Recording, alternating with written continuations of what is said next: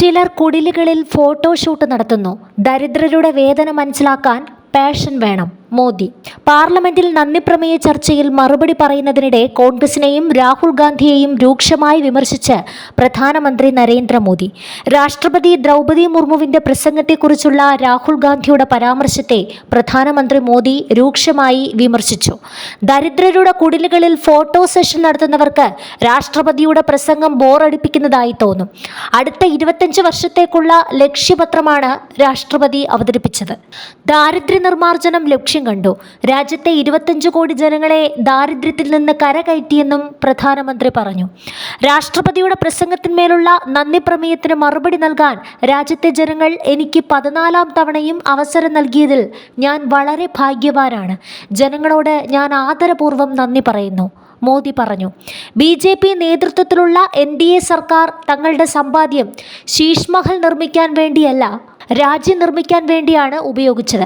കേന്ദ്രം രാജ്യത്തെ ദരിദ്രരായ ജനങ്ങൾക്ക് തെറ്റായ മുദ്രാവാക്യമല്ല, യഥാർത്ഥ വികസനം നൽകിയെന്നും മോദി പറഞ്ഞു. ചില പാർട്ടികൾ യുവാക്കളെ വഞ്ചിക്കുന്നു. അവർ ഒരിക്കലും നിറവേറ്റാത്ത വാഗ്ദാനങ്ങൾ നൽകുന്നു. ഡൽഹി നിയമസഭാ തെരഞ്ഞെടുപ്പിൽ ആം ആദ്മി പാർട്ടിയുടെ തെരഞ്ഞെടുപ്പ് വാഗ്ദാനങ്ങളെ പരിഹസിച്ചായിരുന്നു പ്രധാനമന്ത്രിയുടെ വിമർശനം. 10 വർഷം മുമ്പ് പതിറ്റാണ്ടുകളായി കേട്ടുകൊണ്ടിരുന്നതും ദാരിദ്ര്യം ഇല്ലാതാക്കൂ എന്ന മുദ്രാവാക്യമായിരുന്നു. എന്നാൽ ദാരിദ്ര്യം ഇല്ലാതാക്കാനായില്ല. ഞങ്ങൾ മുദ്രാവാക്യങ്ങളൊന്നും പറഞ്ഞില്ല, ഞങ്ങൾ ശരിയായ വികസനം നൽകി. രാജ്യത്തെ പാവപ്പെട്ടവർക്ക് 4 കോടി വീടുകൾ ഇതുവരെ നൽകാനായി. പ്ലാസ്റ്റിക് കൂരയ്ക്ക് കീഴിൽ മഴക്കാലം കഴിച്ചു കൂട്ടേണ്ടി വരുന്നവരുടെ അവസ്ഥ എല്ലാവർക്കും മനസ്സിലാകില്ല. അതനുഭവിച്ചവർക്കേ കെട്ടുറപ്പുള്ള വീടിൻ്റെ മൂല്യം മനസ്സിലാവുകയുള്ളൂ. 12 കോടിയിലേറെ ശുചിമുറികൾ രാജ്യത്തിന് പണിതു.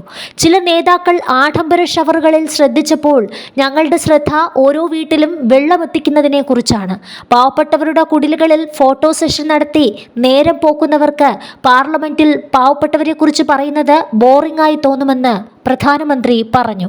രാഷ്ട്രീയമായ പ്രത്യാഘാതങ്ങളെക്കുറിച്ച് ആലോചിക്കാതെ അനർഹരായ 10 കോടി പേരെ ക്ഷേമ പദ്ധതികളുടെ ഗുണഭോക്താക്കളുടെ പട്ടികയിൽ നിന്ന് സർക്കാർ നീക്കി. 10 വർഷത്തിനിടെ ആദായ നികുതി കുറച്ച് മധ്യവർഗത്തിന്റെ സേവിങ്സ് വർദ്ധിപ്പിച്ചു.